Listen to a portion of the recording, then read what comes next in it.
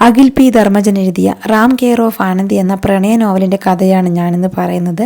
നമുക്ക് കഥയിലേക്ക് പോകാം. ഭാഗം 1. ചെന്നൈ സെൻട്രൽ റെയിൽവേ സ്റ്റേഷന് ഏതാനും കിലോമീറ്ററുകൾക്ക് മുൻപുള്ള ആവടി എന്ന ചെറിയ റെയിൽവേ സ്റ്റേഷൻ. അതിരാവിലെ ട്രാക്കിലും ട്രാക്കിൻ്റെ പരിസരത്തുമൊക്കെയായി വെളിക്കിറങ്ങാനിരുന്നവർ സുരക്ഷിതമായ മറ്റു സ്ഥാനങ്ങളിലേക്ക് മാറിയിരുന്നു. ഹോൺ മുഴക്കി വേഗത കുറച്ച് 4-ാം നമ്പർ പ്ലാറ്റ്ഫോമിലേക്ക് ആലപ്പി ചെന്നൈ എക്സ്പ്രസ് വന്ന് നിൽക്കുമ്പോഴേക്കും പുറത്തേക്കിറങ്ങുവാനുള്ള ആളുകളുടെ തിരക്ക് വാതിലിനരികിൽ രൂപപ്പെട്ടു കഴിഞ്ഞിരുന്നു. ട്രെയിൻ നിൽക്കുന്നതിന് മുൻപേ തന്നെ ആളുകൾ തിക്കിത്തിരക്കി ഇറങ്ങിത്തുടങ്ങി. ചെന്നൈ സിറ്റിയുടെ ഔട്ടറിൽ താമസിക്കുന്നവരും ജോലി ചെയ്യുന്നവരുമൊക്കെയാണ് സാധാരണ ആ സ്റ്റേഷൻ ഉപയോഗിക്കാറുള്ളത്. തിരക്കുകൾക്കിടയിൽപ്പെട്ട് ഞെരിഞ്ഞമർന്ന ബാഗുമായി ഒരു വിധത്തിൽ ശ്രീറാമും പുറത്തേക്കിറങ്ങി. വലിയ കേടുപാടുകളില്ലാതെ പുറത്തേക്കിറങ്ങിയ സമാധാനത്തിൽ അവൻ പ്ലാറ്റ്ഫോമിൽ നിന്ന് ഒന്ന് നടുനിവർത്തി. ആ സ്റ്റേഷനിലിറങ്ങിയ ആളുകളൊക്കെയും നിമിഷ നേരം കൊണ്ട് പല ഭാഗത്തേക്കും ചിതറിപ്പോയി.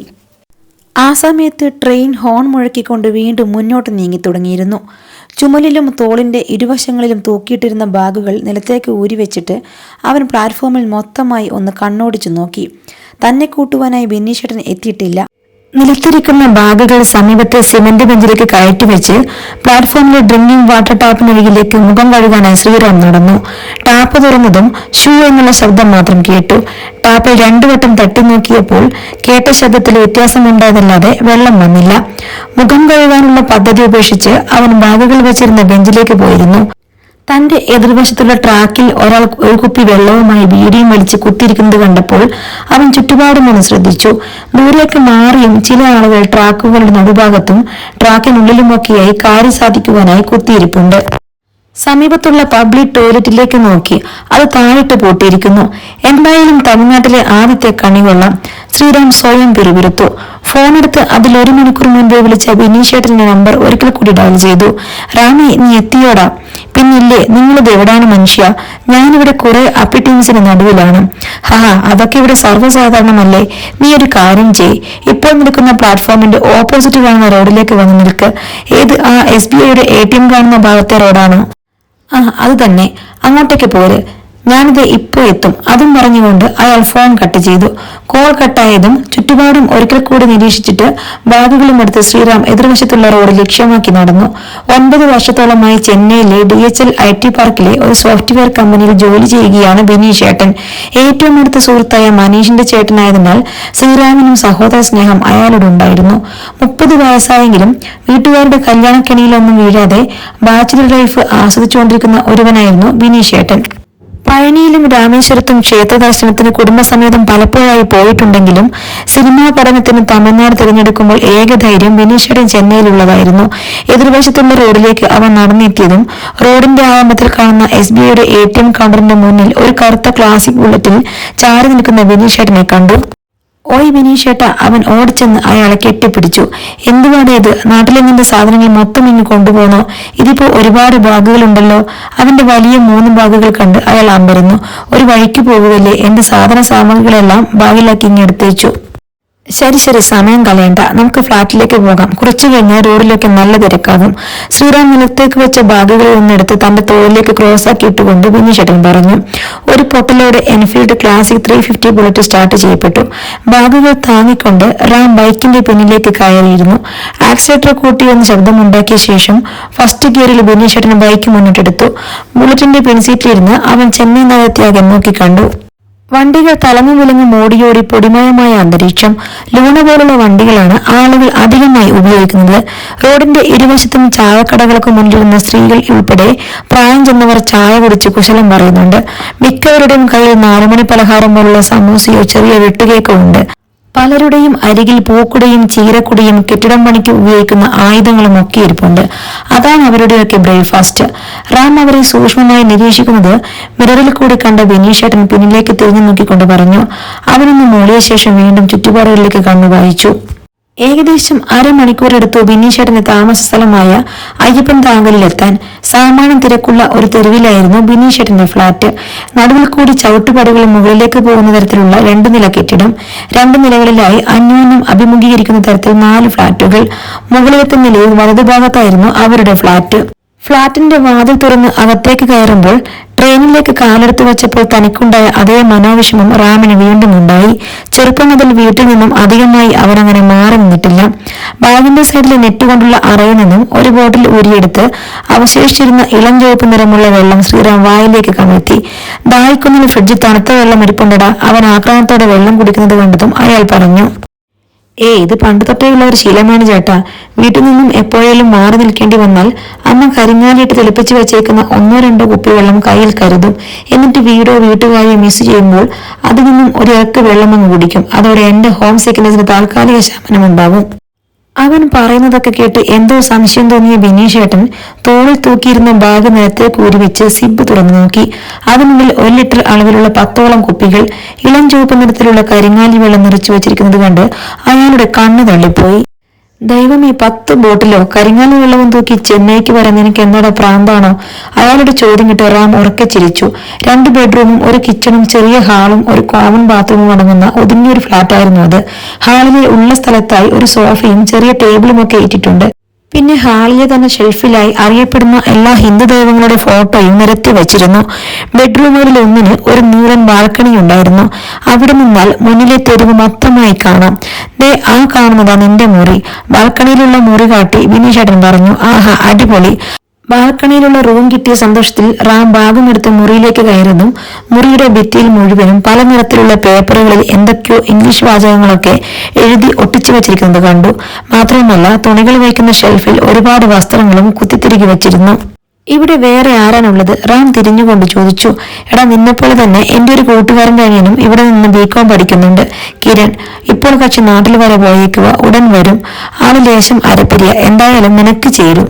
നാട്ടിൽ ഇതിനു മാത്രം കോളേജുകൾ ഉണ്ടായിട്ടും ബികോമൊക്കെ ചെന്നൈയിൽ വന്ന് പഠിക്കുന്നു. അപ്പോൾ അരപ്പിരിയല്ല, മുഴുപ്പിരിയ. അപ്പോൾ പിന്നെ വേറെ ഫിലിം സ്കൂളുകളൊക്കെ നാട്ടിലുണ്ടായിട്ടും നീ ഇവിടെ തന്നെ സിനിമ പഠിക്കാൻ വന്നത്? അത് പിന്നെ ഞാൻ സിനിമ മാത്രമല്ലല്ലോ, ഇവിടുത്തെ ആളുകളുടെ ലൈഫ് പഠിക്കാനും അതൊക്കെ ഒരു കഥയാക്കി എഴുതാനും കൂടിയല്ലേ വന്നേ, റാം ഇളിച്ചുകൊണ്ട് പറഞ്ഞു. അതൊക്കെ നല്ലത് തന്നെ, പക്ഷേ ലൈഫ് പഠിക്കുന്ന കൂട്ടത്തിൽ തലതെറിക്കാനും പറ്റിയ ബെസ്റ്റ് സ്ഥലമാ ചെന്നൈ. മര്യാദയ്ക്ക് നിന്ന് ഞാനും മര്യാദയ്ക്കാം. അനിയന്റെ കൂട്ടുകാരനാണെന്നോ കഥയെഴുത്തുകാരനാണെന്നോ ഒന്നും ഞാൻ നോക്കൂല. അടുക്കളയിൽ ചപ്പാത്തി പലക ഇരിപ്പുണ്ട്. എന്തേലും അലമ്പിന് പോയാൽ തലമുണ്ട അടിച്ച് ഞാൻ പൊട്ടിക്കും, കേട്ടല്ലോ. എന്തായാലും നീ പോയി ഫ്രഷ് ആയിട്ട് വാ. താഴത്തെ കടലിൽ പോയി വല്ലതും കഴിക്കാം. ബിനീഷേട്ടൻ സ്വന്തം മുറിയിലേക്ക് നടന്നുപോയി. റാം അയാൾ പറഞ്ഞ വാക്കുകൾ ഒരിക്കൽ കൂടി ചിന്തിച്ചു നോക്കി. തലയൊന്നും അടിച്ച് പൊട്ടിക്കില്ലായിരിക്കും. ഇനി മനീഷിന്റെ പുരികത്തിലെ ആ മുൾപ്പാട് ഇയാളെങ്ങനെ തലയടിച്ച് പൊട്ടിച്ചതിന്റെ ആവുമോ? എന്തോ എടുക്കാനായി ഹാളിലേക്ക് തിരികെ വന്ന ബിനീഷേട്ടൻ അന്തരീക്ഷത്തിലേക്ക് നോക്കിക്കൊണ്ട് നിൽക്കുന്ന റാമിനെ നോക്കി ചോദിച്ചു. നീ ഫ്രഷ് ആവാൻ പോയില്ലേ? ദേ പോയി. അവൻ വേഗത്തിൽ ബാത്റൂമിലേക്ക് കയറി. അവരുടെ അപ്പാർട്ട്മെന്റിന് മുന്നിലുള്ള റോഡിൽ നിന്നുമാണ് ഓയിൽ മിൽ റോഡ് എന്ന് വിളിപ്പേരുള്ള ആ തെരുവിന്റെ ആരംഭം. പച്ചക്കറി കടകൾ, ദോശമാവ് വിൽക്കുന്ന കടകൾ, ഇലക്ട്രോണിക് കടകൾ, ചിക്കൻ സ്റ്റാൾ, കരിക്ക് വിൽക്കുന്ന കട, ചെറിയ തട്ടുകടകൾ, കൂട്ടത്തിൽ അല്പം പ്രൗഢിയോടെ നിൽക്കുന്ന നെൽഗ്രീസ് എന്ന മിനി സൂപ്പർ മാർക്കറ്റ്. ഇതൊക്കെയാണ് പ്രധാനമായും ആ തെരുവിലുള്ളത്. പിന്നെ റോഡ് സൈഡിലെ തട്ടുകളിൽ പൂക്കൾ വിൽക്കാൻ നിൽക്കുന്ന തമിഴ്നാടിന്റെ പൈതൃകത്തെ ഓർമ്മിപ്പിക്കുന്ന തരത്തിൽ വസ്ത്രധാരണം ചെയ്ത വലിയ മൂക്കുത്തിട്ട ചില അമ്മച്ചിമാരും. റാമൻ ബിനീഷേട്ടൻ തട്ടുകട പോലെ തോന്നിച്ച ഒരു ചെറിയ ഹോട്ടലിൽ കയറി ദോശ ഓർഡർ ചെയ്തു. വെളുത്ത തേങ്ങ ചട്നിയും പുതിനയില ചട്നിയും സാമ്പാറും കൂട്ടി അല്പം പുളിയുള്ള ചൂട് ദോശ കഴിച്ചപ്പോൾ റാമിന് രുചിയിൽ എന്തോ പ്രത്യേകത തോന്നി. പുതിനയില ചട്നി അങ്ങനെ ദോശയ്ക്കൊപ്പം കഴിച്ചിട്ടില്ലാത്തത് കൊണ്ടായിരിക്കാം പ്രത്യേക രുചിയെന്ന് അവൻ ഓർത്തു. പക്ഷെ ദോശമാവിന് 1 ലിറ്ററിന് 30 രൂപ എന്നുള്ള ബോർഡ് തൂക്കിയ കടകളുള്ള അതേ തെരുവിലെ തട്ടുകടയിൽ ഒരു ദോശയ്ക്ക് 15 രൂപ വാങ്ങുന്ന കുട്ടൻസ് റാമിന് എത്ര ചിന്തിച്ചിട്ടും പിടികിട്ടിയില്ല.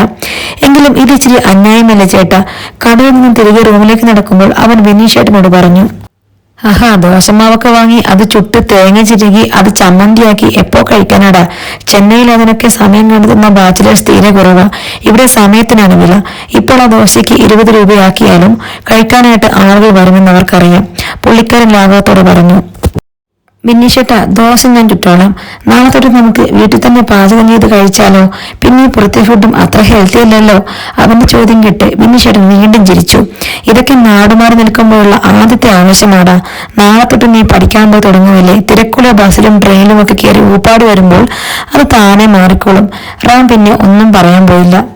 ഫ്ളാറ്റിൽ തിരിച്ചെത്തിയതും എന്തൊക്കെയോ ഓൺലൈൻ ജോലികൾ ചെയ്യാനുണ്ടെന്നും പറഞ്ഞ് ബിനീഷ് ചേട്ടൻ അയാളുടെ മുറിയിലേക്ക് കയറി. റാം തന്റെ മുറിയിൽ നിന്നും ബാൽക്കണിയിലേക്കുള്ള വാതിൽ തുറന്നു. ഒരു കസേര എടുത്ത് അവിടെ ഇടാമെന്ന് വിചാരിച്ചപ്പോൾ അവിടെ ഒരു കസേര മുൻപേ കിടപ്പുണ്ട്. ചിലപ്പോൾ ആ മുറിയിൽ താമസിക്കുന്ന കിരണിന് ബാൽക്കണിയിൽ വന്നിരിക്കുന്ന സ്വഭാവം ഉണ്ടായിരിക്കുമെന്ന് അവൻ ഊഹിച്ചു. റൂമിൽ മൊത്തം അർത്ഥം മനസ്സിലാവാത്ത തരത്തിലുള്ള എന്തൊക്കെയോ ഇംഗ്ലീഷ് വാചകങ്ങൾ എഴുതി ഒട്ടിച്ചു വച്ചിരിക്കുന്നതും റൂമിൽ കിടന്നിരുന്ന ഫ്രീക്കൻ വസ്ത്രങ്ങളും കണ്ടപ്പോൾ മുതൽ കിരണിനോടൊപ്പം ഒരേ മുറിയിൽ തനിക്ക് അഡ്ജസ്റ്റ് ചെയ്യാൻ പറ്റുമോ എന്ന ചോദ്യമായിരുന്നു റാമിന്റെ മനസ്സിൽ. അഥവാ അവന് ബുദ്ധിമുട്ടാണെന്ന് തോന്നിയാൽ കിടപ്പ് ഹാളിലേക്ക് മാറ്റാമെന്ന് റാം മനസ്സിലോർത്തു.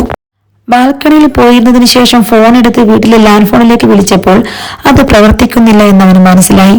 ഉടൻ തന്നെ അയൽവീട്ടിലെ വിളിച്ച് താൻ ചെന്നൈയിലെത്തിയ വിവരം അമ്മയെ അറിയിച്ചു.